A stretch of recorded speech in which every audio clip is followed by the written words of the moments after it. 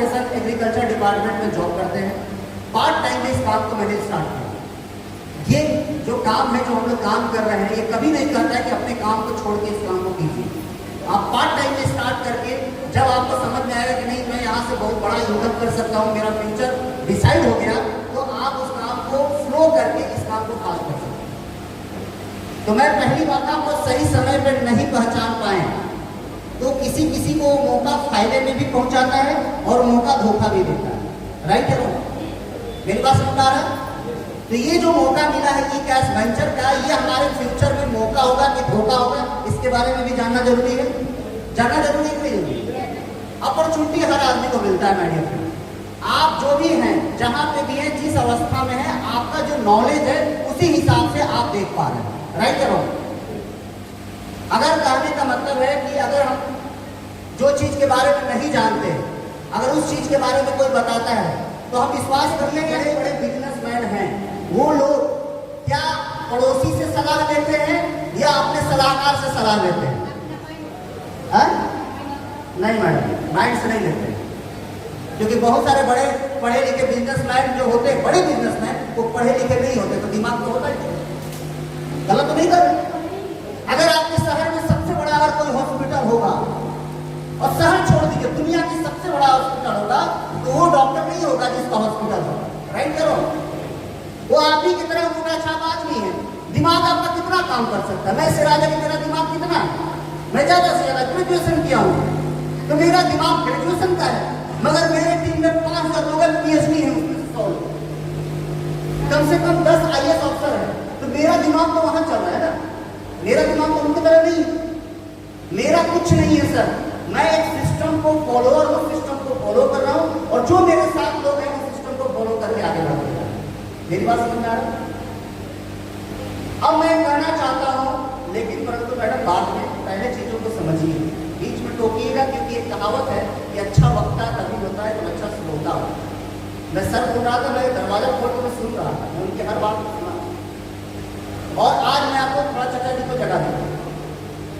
मैं देख रहा हूँ गर्मी ज्यादा है, तो थोड़ा सा बारिश करा दिया जाए। क्यों सर? हेलो, कुछ लोग समझिए मेरे को कैसे। गर्मी ज्यादा है, बारिश करा दिया जाए। मेरा दावा है ठंडापन का एहसास जरूर होगा, साउंड मिलेगा, भीगेंगे नहीं। बारिश देखना चाहते हैं? इस छत के नीचे भी बारिश हो सकता है, देखना चाहते हैं? कुछ लोग मुड़ी हिला रहे, कुछ लोग मुड़ी नहीं हिला रहे। जो मुड़ी नहीं हिला रहे हैं, मेरा वादा है कि आप भीगेंगे नहीं, मगर इतना वादा है कि बारिश का आनंद जरूर लेंगे। लेना चाहेंगे?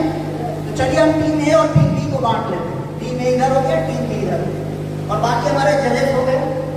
अब मैं सबसे ये कहना चाहता हूँ, जो मैं कहूँगा वही आपको करना है। तो सारे लोग अपने हाथ को खड़ा कर लेंगे ऐसे, क्योंकि बहुत लोग सो रहे हैं। मैं इनको प्रेशर का डॉक्टर भी हूँ, तो बहुत लोगों को मैं थोड़ा सा ठीक भी करने की कोशिश कर रहा हूँ। तो दोनों हाथ ऊपर कर लेंगे, और जो हाथ ऊपर नहीं कर रहे हैं, ये देख ले बगल वाला कहीं पॉकेट में हाथ तो नहीं लगा है, उसको ऐसे कर लेना भाई, पॉकेट बाद में बात करना, पहले सुन रहे। क्लियर है? अब अपनी एक हथेली को एक उंगली से प्रेस कीजिए, एक उंगली से जाना चाहते हैं, तो सब लोग को यूनाइट तो नहीं कर सकते, मगर सब लोग अगर यूनाइट हो जाए, तो जिस तरह हम लोग उंगलियों से बारिश का आनंद ले रहे हैं, उसी तरह अगर हम लोग टीम गठन करके, टीम को शिक्षित करके, एजुकेटेड करके, हम पैसे का भी बारिश का आनंद ले सकते। अब बात आती है कि हमको ऐसा अपॉर्चुनिटी मिला, मौका मिला, इसमें बहुत सारे लोग इस मौका को पकड़ेंगे भी, बहुत सारे लोग इस मौका को दिमाग लगाते हैं। मौका भी मिल गया। बहुत सारे लोगों को बिटकॉइन का मौका 2008 या 9 में मिला होगा, मगर कुछ बुद्धिजीवी लोग अपने समाज में सलाहकार नहीं रखे। हर आदमी वित्तीय सलाह नहीं रखता, मगर आज जितने भी बिजनेसमैन हैं अपने बिजनेस को बढ़ाने के लिए CA रखते नहीं रखते, वित्तीय सलाहकार रखते हैं, और हर सलाह पे वो अपनी एक्टिविटी को पूरा करते हैं। तो मैंने कहा कि वित्तीय सलाहकार हर आदमी रखता है, जो बड़े बिजनेसमैन है वो वित्तीय सलाहकार रखते हैं। अब हमारे पास मैडम पैसा ही नहीं आ रहा है, तो हम सलाहकार कहाँ से रखेंगे? हम अपना दिमाग चलाते हैं। तो जब तक आप अपना दिमाग लगाएंगे और जब तक आप खुद काम करेंगे, आपको पैसा भी उतना ही मिलेगा जितना लोग। पहला दिमाग किसी ने लगाया था, तो सतयुग में लगाया था, जिसका नाम था हिरण्यकश्यप। हिरण्यकश्यप का नाम सुना आप लोग? कहानी सुने हिरण्यकश्यप का? दिया था कि तुम जाओ और भगवान की आराधना करो, क्योंकि वो दो भाई थे, हिरण्यकश्यप और हिरणाक्ष। हिरणाक्ष क्या पृथ्वी को लेकर समुद्र में ले गया, तो भगवान प्रकट हुए, उसको मार दिए। एक भाई मर गया तो मां ने कहा कि तुम जाओ और भगवान शंकर का, ये भगवान विष्णु का आराधना करो, और आराधना करके तुम ऐसा वर पाओ कि पूरे पृथ्वी में जो तुम्हारे भाई के साथ घटना हुआ है उसका तुम बदला लो। और वो प्रार्थना करने चला गया। क्या लगता है कि वो एक ही दिन में प्रार्थना ऐसे ध्यान मग्न किया होगा, भगवान प्रकट हो गए होंगे? हेलो, मेरी बात समझिए मैं जो कहना चाह रहा हूं। बहुत सारे लोग यहाँ पे बाबा धाम से आए हुए हैं, उनके पैर का छाला, उनकी पीड़ा उनको नहीं दिखा होगा, एक ही चीज दिखा होगा, एक ही लक्ष्य दिखा होगा कि भगवान शंकर का हमको आराधना करना है और वहां पे जल समर्पित करना है। लोगों ने चाहे जो भी विपत्ति आई, प्रशासन आई, बाढ़ आया, कुछ भी आया, लोग जाते थे कि नहीं जाते थे? आप ही के बीच में लोग जाते थे। तो उसने प्रार्थना किया तो क्या एक ही दिन में भगवान आ गए? क्या दूसरे दिन प्रकट हो गए थे? तीसरे दिन प्रकट हो गए थे? युग लगा था, बरसात आई, जाड़ा आया, बिजली कड़की, गर्मी आया, सब कुछ हुआ। उसके बाद भगवान उसकी तपस्या को प्रसन्न होकर प्रकट होते और बोलते बोलो क्या चाहिए? उसने पहला सवाल किया कि भगवान मुझे अमृत का वरदान देना। क्या देना? अमृत का, यानी मैं अमर हो जाऊं। भगवान ने कहा ये नहीं हो सकता, ये नहीं हो सकता, दुनिया में जो आया है उसको जाना ही पड़ेगा। तब उसने वहां पे पहली बार दिमाग लगाया और क्या था कि अच्छा कोई बात नहीं, भगवान एक आशीर्वाद मुझे ये दे दीजिए कि मैं दिन में मरूं ना रात में मरूं। हेलो, न मैं घर में मरूं न बाहर मरूं। दिमाग लगाया ना? न मैं आदमी से मरूं और न मैं जानवर से मरूं, न मैं अस्त्र से मरूं न शस्त्र से मरूं। अपना तो पूरा दिमाग लगा दिया। भाई अस्त्र शस्त्र से कोई मार ही नहीं सकता, आदमी जानवर मार ही नहीं सकता, तो मारेगा कौन उसको? वो तो खुद राक्षस है। न घर में मरेंगे न बाहर मरेंगे, न जमीन पे मरेंगे न आसमान में मरेंगे। भगवान ने कहा था उनको वही चाहिए और उन्होंने कहा था मौत कैसे हो? जब वो मरता है तो किताबों में लिखा गया है और हम अपने पूर्वजों से सुनते आ रहे हैं, न दिन था न रात था, संध्या का समय था। और जब मर रहा था न घर में था न बाहर का चौखट पे मर रहा था, और जो उसको मार रहा था न नर था न नारी। वो क्या था? नरसिंह अवतार था। और हमारे नरसिंह भाई आए हुए यहाँ पे, मैं चाहूंगा इसके लिए जबरदस्त बैटिंग हो जाए। तो नरसिंह अवतार था मेरे लोग, और जो मारा जा रहा था न अस्त्र था न शस्त्र था। कहां मारा जा रहा था? सीना को नाखून से फाड़ा जा रहा था, और न जमीन में न आसमान में। मारा कहां जा रहा था? जंगे पे। यानी पूरी तरह से दिमाग लगाने के बाद भी वो आदमी फेल हुआ या नहीं हुआ? दूसरा एक युग है और बड़ा खतरनाक युग है, सब लोग जानते हैं, और उस युग का नाम है महाभारत। और महाभारत में दो कैरेक्टर थे, पहला अर्जुन थे और दूसरा दुर्योधन थे। मेरे पास से समझ में आप? एक समय ऐसा आया था कि दोनों के तो मामा थे। कौन मामा थे? श्री कृष्ण। और दुर्योधन सबसे पहले जाते और देखते कि मामा जी सोए हुए हैं, तो जाहिर सी बात है दुर्योधन जब मामा जी सोए थे तो खटिए के बगल में यानी सिरहाने को बैठ जाते, और अर्जुन बाद में जाते हैं तो देखते कि भाई पहले से मेरा बड़ा भाई बैठा हुआ, तो क्या करते हैं उनके पैर के पास बैठ जाते हैं। आंखें खुलता है तो लोग मुंडी के पीछे देखेंगे कि सामने देखेंगे, तो सामने देखते हैं, कहते बोलो अर्जुन क्या चाहिए? तो दुर्योधन कहता है महाराज मैं पहले आया हूं मामा जी, यानी जो भी करना है पहले मुझे करना है। तो उन्होंने एक शर्त रखा कि एक तरफ मेरा कौन सेना? यदुवंशी। अच्छा, एक तरफ मेरी पूरी सेना और एक तरफ मैं निहत्था। बात समझिएगा। तो शास्त्र कहता है कि दुर्योधन ने क्या चुना? अच्छा ये निहत्था रहेंगे तो क्या कर लेंगे? सारा बात तो सिले पे है। मैं सारे लीडरों को इस संदेश देना चाहता हूं, मैं भी आज मेरी पूरी टीम अगर जीरो हो तो भी मेरी औकात है कि इससे बड़ी टीम बना सकूं।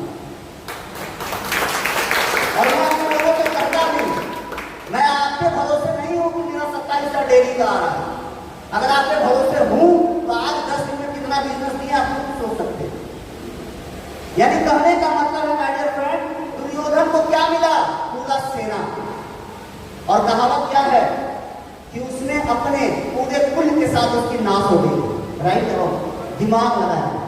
और तीसरा युद्ध है सबसे जबरदस्त, उस युग से हम लोग सीखते हैं और उस युग का नाम था रामायण।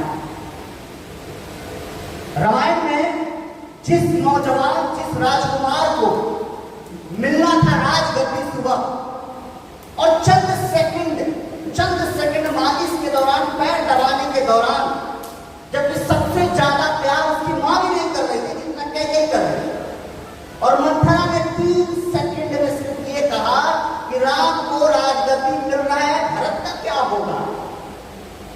ये 3 शब्द पूरी कहानी बदल देता है माय डियर फ्रेंड। आपके पास ये लोग जाएंगे कहेंगे अच्छा भैया बिटकॉइन कैश, ई कैश कहां हुई, भाग जाए तब। ये 30 सेकंड इतनी गर्मी, ये 2 घंटा 3 घंटा बैठे हुए जितेंद्र साहब, हमारे जितने भी लोग आए हुए हैं, हमारे अशोक साहब हैं, हमारे अरुण सर हैं, ये लोग जो मेहनत किए, उतने दूर से आपको ले आए, सारा व्यवस्था किया, आपका नाश्ता पानी का भी व्यवस्था किए, आपको खिलाएंगे, और हम लोग उतने दूर से आपको समझा रहे हैं। एक शब्द खाली बोल देगा, उसने क्या कहा था कि भरत का क्या होगा, और आपको सिर्फ एक शब्द कह दिया जाए कि भाई भाग गए तो क्या होगा। मेरी बात समझ रहा है? पूरी रामायण आपके जीवन का हो जाएगा। मेरे दोस्त अगर भाग गया, मैं आपसे पूछता हूं तो आपका क्या लेकर जाएगा? जबकि सबसे ज्यादा प्यार करती थी, और उसने कहा अच्छा कोई बात नहीं, राजा दशरथ से मैंने वचन लिया था और मैं जाता हूं। जिस राजकुमार को सुबह मिलना था राजगद्दी, और उनको रात में ये सूचना मिलता है कि मां ने बुलाया है, दौड़े दौड़े जाकर बोलते कि बोलो मां क्या चाहिए, तो तुम्हारे पिताजी ने ये वचन लिया था और मैं इस वचन के अनुसार तुमको 14 वर्ष का वनवास जाना है।